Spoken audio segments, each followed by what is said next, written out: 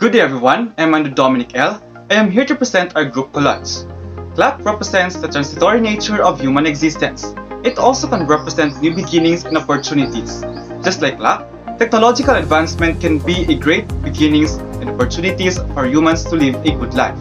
We can compare technological advancement to a CLAP because it keeps on moving and helps us to live a good life. Life tells us that we will never stop learning, exploring, and advancing. It's either we gain or stop, work or not. Many philosophers have attempted unlocking the old philosophical questions including what is the good life? How should one or an individual live? Well, and what does it mean to live fruitfully? These questions will be answered as we learn and understand all about achieving the good life and what everyone strives throughout his or her life. I am Alva Nawali Abanto, your host, and welcome to Science and Technology Show.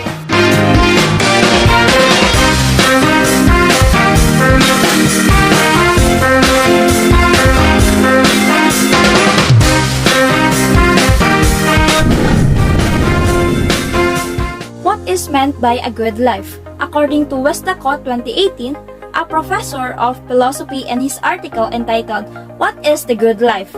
There are three ways by which we can understand the meaning of good life. These are moral life, life of pleasure, and fulfilled life. On today's episode, we invited students from Christian colleges of Southeast Asia. Our first guest is Miss Aname Alaw. What do you mean by the moral life? The moral life. The term good is commonly used to indicate moral acceptance or approval. So when we see someone who is living well or has a good life, we may simply indicate that they are a good person, courageous, honest, trustworthy, kind, selfless, generous, helpful, loyal, principled, and so on. There have been so many support of this moral conception of the good life wherein both Socrates and Plato prioritize being a moral or virtuous person over all other supposedly good things like pleasure, prosperity, and power. Wow! Thank you, Miss Alaw. So now, we have our second guest, Mr. Christian Arellano. What do you mean by the life of pleasure? The life of pleasure. Greek philosopher Epicurus is one of the first to state what makes life worth living is the ability or that we can experience pleasure. The view that pleasure is the good and worth living is known as hedonism. This hedonistic conception of the good life emphasizes objective experiences. And according to this viewpoint, the caller to describe someone who are happy means they feel good and the good life is the one that feel good experiences. Thank you, Mr. Arellano. So now, to further explain the fulfilled life, our third guest, Miss Alenton, will give us more details. The Fulfilled Life by Aristotle.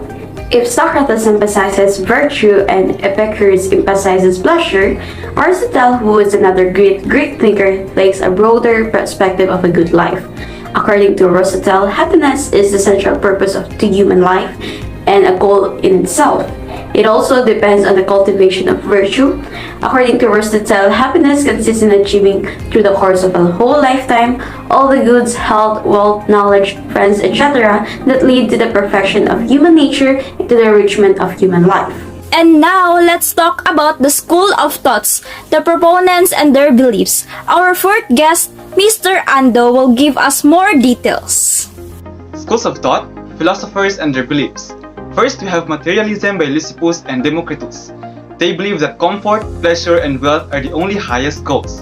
Hedonism by Epicurus. He believes that life is limited. One must indulge itself with pleasures, eat, drink, and be merry for tomorrow we die. Stoicism by Zeno of Citium Marcus Aurelius. Here, virtue is happiness and judgment should be based acts and behavior rather than words, so it is a practical application. Next, theism. Ultimate happiness is communion with God. Find the meaning of their lives by using God as the creator of their existence. Monotheism and polytheism. And lastly, humanism by International Humanist and Ethical Union. They believe that human beings have the right and responsibility to give meaning and shape their own lives towards of creation, but as individuals have control for themselves as well as the world outside them. With that, let's talk about the role of technology in achieving the good life. Mr. John Gaspar Tasik, our last guest, what do you bring? What is the role of technology in achieving good life? According to Bergrad, technology could contribute to a sustainable world.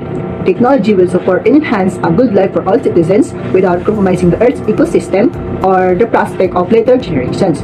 Also, he noted that technological innovation in the context of the good life and how it can be supported or threatened is that depends or depending on the way technological innovations are influenced and steered by human decisions and institutions.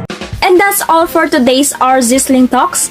This has been your host, Alva Nawali Evento saying, inspiring your audience is all about helping them see their own vision, not yours.